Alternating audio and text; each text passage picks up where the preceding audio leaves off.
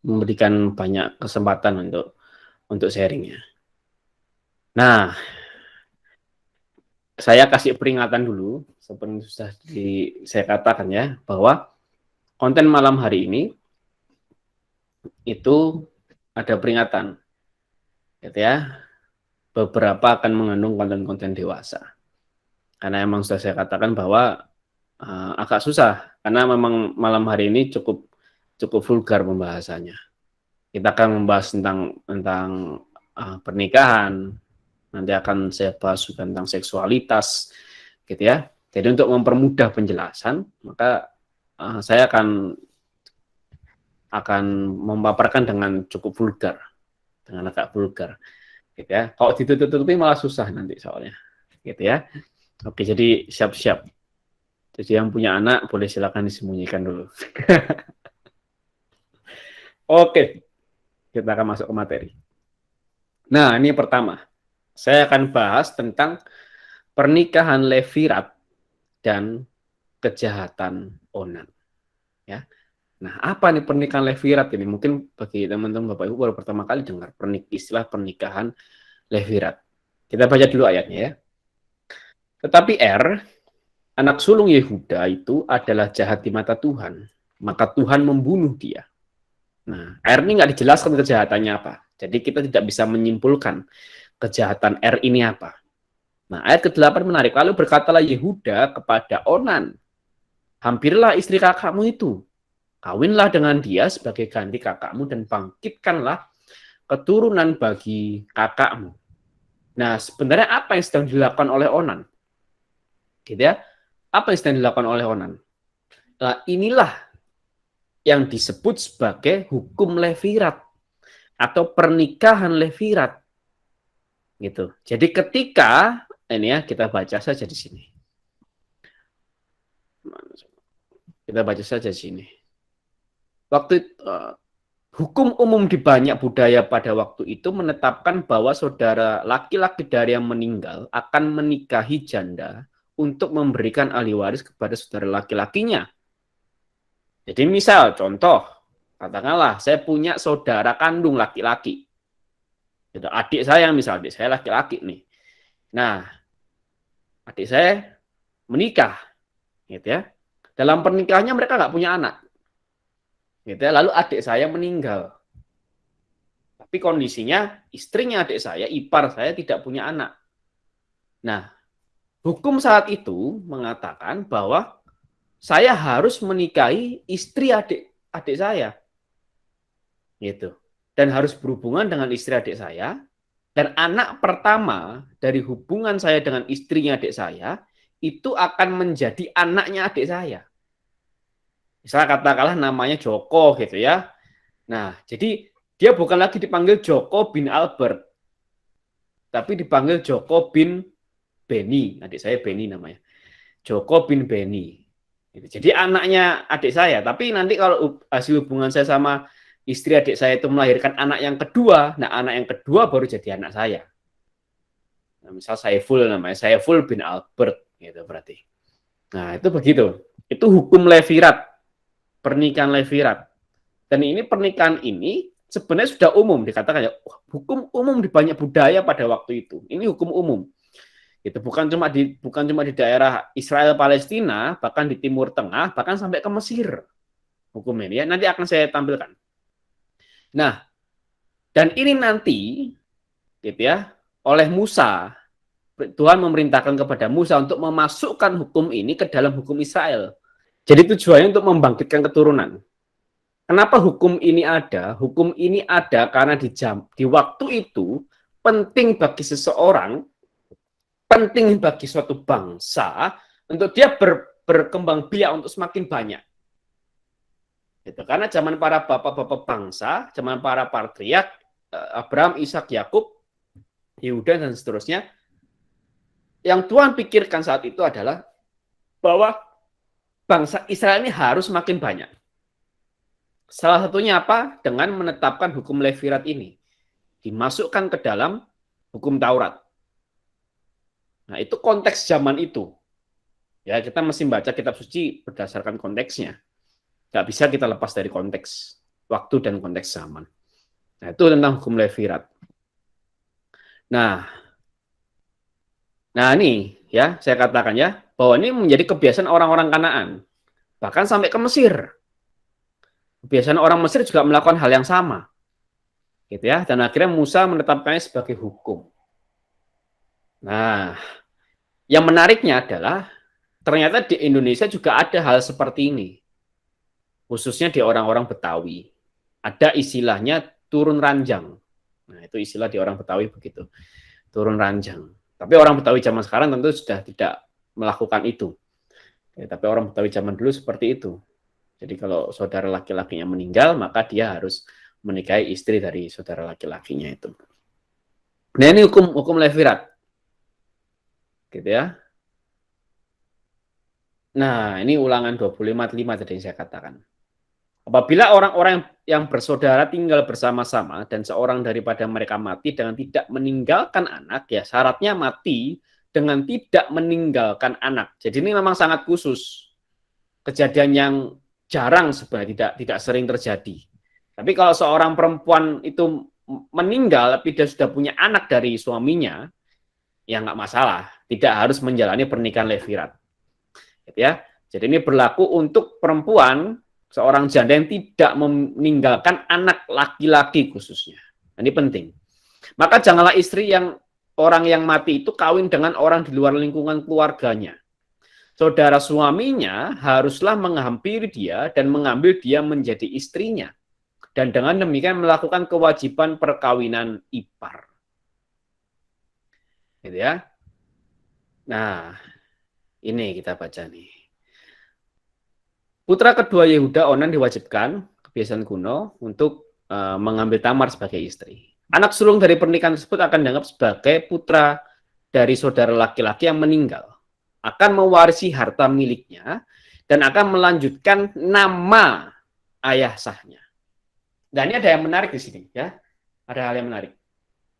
Kalau di masyarakat Jawa, ini saya sedikit masukkan ke konteks Indonesia ya, supaya kita bukan hanya mengenal sejarah dan kebudayaan Timur Tengah, gitu ya. Tapi kita juga sedikit banyak kita mengenal kebudayaan Indonesia juga.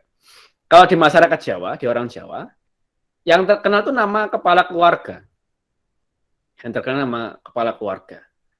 Gitu ya. Jadi nama saya Albert, istri saya bukan Bu Yusni namanya. Kalau di Jawa namanya Bu Albert. Dan orang nggak akan kenal Bu Yusni itu siapa. Orang nggak akan kenal. Kenalnya Bu Albert. Saya pernah satu kali, bapak saya namanya Aris. Ibu saya namanya Ratih. Pernah satu kali, saya disuruh mama saya untuk ngelaundryin pakaian ke tetangga. Saya bawa laundry lah ke tetangga. Nah, terus sudah saya kasih. Nah, orang ini tanya, ini atas nama siapa, Dek? Kayak gitu. Saya jawab dong, Bu Ratih. Ibu saya namanya Ratih. Soalnya. Atas nama Bu Ratih. Mikir dia, si tetangga ini mikir, Bu Ratih? Siapa ya? Bu Ratih yang dokter itu. Bukan, Bu. Bukan yang dokter. Mikir dia, rumahnya di mana? Di ini Bu yang nomor 25. Bu Ratih nomor 25. Nomor 25 tuh Bu Aris saya kenal. Iya, nama bapak saya Aris, Bu. Bu Aris saya bilang gitu. Jadi orang tuh nggak kenal sama Bu Ratih. Kenalnya Bu Aris nama bapak saya. Karena itu yang terkenal. Gitu ya. Jadi kalau istri saya juga, kalau di Jawa nggak akan ada yang kenal tuh Bu Yusni siapa gitu. Bu Albert kenalnya. Itu kalau di Jawa. Nah, menariknya dalam masyarakat Timur Tengah, bahkan sampai sekarang, yang terkenal itu bukan nama kepala keluarga, tapi nama anak. Gitu ya. Misal contoh, di Israel ada seorang pasangan, dia punya anak namanya Yehosua, katakan Yosua atau Yehosua dalam pelafalan Ibrani lebih tepatnya. Punya anak namanya Yehosua. Maka bapaknya akan dipanggil Abi Yehosua, bapaknya Yehosua. Bukan dipanggil nama si bapak itu enggak, tapi nama anaknya. Nah, di Arab juga sama. Seorang pasangan punya anak namanya Abdullah. Gitu. Maka si bapaknya akan dipanggil Abu Abdullah. Gitu. Bukan dipanggil, misal saya orang Arab punya anak namanya Abdullah. Saya bukan dipanggil sebagai Abu Albert, enggak. Saya dipanggil sebagai Abu Abdullah. Karena anak pertama saya itu Abdullah. Nah, begitu. Dan ternyata hal ini menariknya sama seperti di orang Batak. Gitu. Jadi bapaknya istri saya itu bukan dipanggil Pak Surya, tapi Bapak Yus dipanggilnya. Karena anak pertamanya istri saya Yusni. Dipanggil Bapak Yus. Gitu, bukan Pak Surya. Nah, dan ini sama kayak di Bali. Di Bali juga begitu. Kakek nenek saya sama bapak saya pernah tinggal di Bali. Dan kakek saya bukan dipanggil Pak Slamet, nama kakak saya Slamet. Bukan dipanggil Pak Slamet, tapi dipanggil Bapak Aris. Sesuai dengan nama anaknya. Nah, ini berlaku di sini. Gitu. Jadi kalau katakanlah tadi ya, saya kasih contoh, saya sama adik saya, terus adik saya punya istri, adik saya meninggal gitu ya. Nah, jadi anak pertama dari hubungan saya dengan istri adik saya, jadi saya bukan dipanggil, misal punya anak pertama dari saya sama istri adik saya itu namanya katakanlah Joko tadi ya. Saya bukan dipanggil sebagai Bapak Joko. Enggak. Gitu. Jadi itu tidak dianggap sebagai anak saya. Tapi anaknya saudara saya. Nah, itu kira-kira di zaman itu. Gitu. Ya kan? Jadi tujuannya sekali lagi apa? Meneruskan keturunan. Mengembangkan bangsa, memperbanyak bangsa, melestarikan keturunan. Nah, tapi ternyata pernikahan Levirat, ini kita masih banyak knowledge-nya ya. Pernikahan Levirat ini menimbulkan dilema. Bahkan sejak zaman anak-anak Yehuda pun menimbulkan dilema sebenarnya. Ya, menimbulkan dilema sampai saat ini. Ini menimbulkan dilema. Gitu ya. Di para otoritas rabinik, para rabi-rabi Yahudi itu banyak perdebatan. Ada para rabi yang setuju bahwa orang zaman sekarang tetap harus melakukan pernikahan Levirat seperti Ulangan 25:5. Tapi ada para rabi Yahudi yang mengatakan bahwa oh enggak, ini bisa diganti dengan suatu upacara yang namanya upacara halitzah. Upacara halitzah. Ya. Jadi seperti apa proses janda, sang kakak harus membuat pernyataan melepas sepatu saudara laki-laki iparnya yang harusnya dia nikahkan menurut pernikahan Levirat gitu ya. Tapi melalui upacara halitzah, melepas sepatu saudara laki-laki iparnya dan meludah di lantai. Melalui upacara ini saudara laki-laki dan saudara laki-laki lain dibebaskan dari kewajiban Levirat. Upacara halitzah membuat janda bebas menikahi siapapun yang diinginkannya, kecuali bagi para imam. Nah, ini upacara halitzah sebagai solusi bagi pernikahan Levirat yang penuh dilema itu tadi. Nah, ini ada sedikit video. Suaranya nggak terlalu penting ya, jadi saya nggak usah tampilkan suaranya.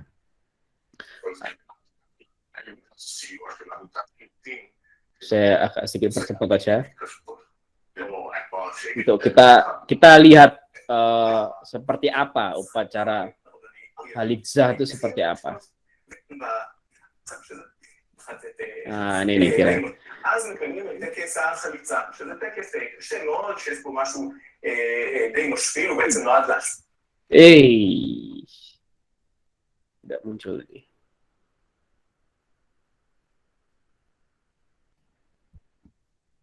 Nah, pertama ini. Jadi ada sepatu khusus, sepatu halitzah, dipakai dulu di saudara laki-lakinya tadi yang harus menikahi si janda. Itu ya, ada sepatu khususnya. Nah, dipakai dulu nih. Nah, ini kira-kira ini sepatu saya, gitu ya. Kira-kira begitu sama saudara si laki-laki. Ini si janda. Si janda tidak memiliki anak tadi dari saudara laki-lakinya. Dia melepaskan sepatu ini dan meludah di tanah. Udah selesai. Itu upacara halitzah. Itu sedikit ini. Ya, ini knowledge sedikit, gitu ya. Sedikit. Kita banyak hari ini akan sedikit banyak knowledge-nya. Nah, ini yang akhirnya menganulir pernikahan Levirat. Gitu ya, pernikahan Levirat. Nah, makanya sebenarnya konsep hukum Taurat berlaku sampai selama-lamanya itu berdasarkan konteksnya. Itu saya mau katakan.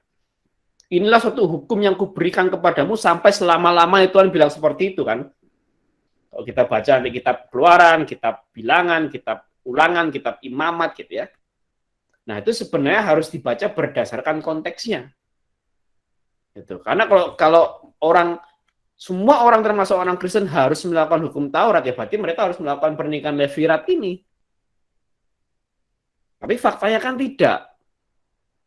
Gitu. Ya kan, tapi masih ada beberapa hukum yang seakan beberapa orang mengatakan harus dilakukan. Contoh yang paling populer adalah perpuluhan misal. Gitu ya. Itu kan sebenarnya masuk dalam hukum Taurat. Nah, kalau semua hukum Taurat harus dilaksanakan, berarti termasuk pernikahan Levirat ini juga dong. Tapi orang Yahudi saja tidak melakukannya dan mengganti dengan upacara yang lain.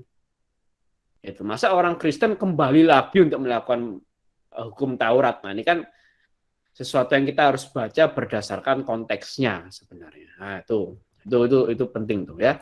Yang mau sedikit saya sampaikan. Nah, ini pun di kalangan para rabi Yahudi, pemimpin agama Yahudi ini menjadi perdebatan. Apakah harus melakukan pernikahan Levirat ataupun tidak. Gitu ya. Nah, lalu kita bahas. Jadi apa kejahatan Onan? Ya, ia membiarkan maninya terbuang supaya jangan memberi keturunan kepada kakaknya. Ini kejahatannya. Karena kita tahu tujuan pernikahan Levirat adalah melestarikan keturunan, memperbesar jumlah bangsa. Tapi Onan dengan sengaja, secara tidak langsung yang dia lakukan adalah dia menghambat perkembangan bangsa. Dia menghambat pelestarian keturunan. Inilah yang jahat di mata Tuhan. Karena penting bagi orang Israel saat itu, penting bagi keturunan Yakub saat itu untuk memperbanyak keturunan. Maka ini jahat sekali di mata Tuhan. Gitu ya, khususnya ini. Jadi dia membuang mani supaya jangan memberi keturunan kepada kakaknya. Dan ini memang sedikit menyimpang dengan maksud onani zaman sekarang. Ya, saya katakan ini vulgar di sini ya. Karena onani zaman sekarang bagi beberapa orang dilakukan untuk kesenangan, untuk suatu kepuasan sesaat, gitu. Tapi yang onan lakukan saat itu tujuannya bukan untuk kesenangan dan kepuasan sesaat. Yang onan lakukan adalah membuang maninya, entah dengan cara apapun. Ya, nanti saya akan kasih satu tafsiran apa sebenarnya spesifik yang onan lakukan. Dengan tujuan apa? Tidak memberikan keturunan. Ini jahat di mata Tuhan. Ini jahat di mata Tuhan. Ya. Nah ini, perbuatan onan yang menyia-nyiakan benih, dari mana istilah onanisme secara eksplisit dinyatakan dilatar belakangi oleh keengganan untuk memberikan keturunan kepada saudaranya. Ini yang jahat. Pelanggaran onan terhadap hukum ini mendatangkan hukuman Allah kepadanya. Nah, ini yang dinilai jahat oleh Tuhan tuh ini sebenarnya konteksnya. Tidak mau secara sengaja, tidak mau memberikan keturunan. Ya. Maka secara spesifik sebenarnya apa yang onan ini lakukan? Ya, apakah onani sama seperti konteks onani pada zaman sekarang atau berbeda? Ya, kita coba saya tampilkan satu tafsiran yang mengatakan ini. Itu tidak ke Bible. Dosa onan putra Yehuda disebut onanisme.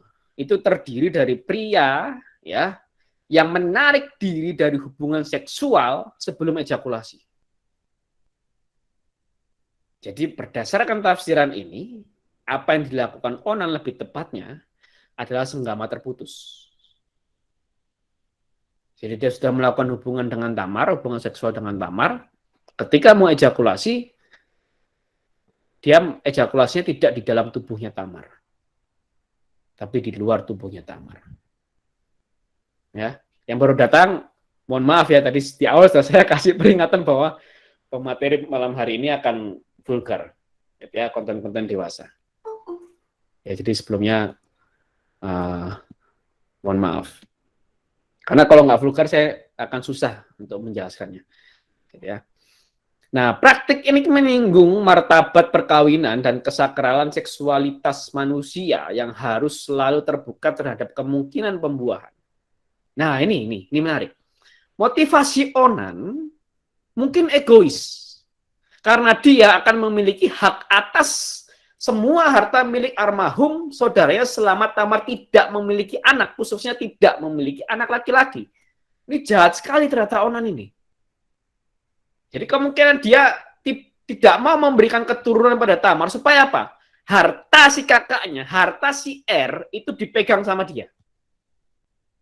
Lihat kejahatan yang Onan lakukan. Ya, ini makin kelihatan jahatnya seperti apa.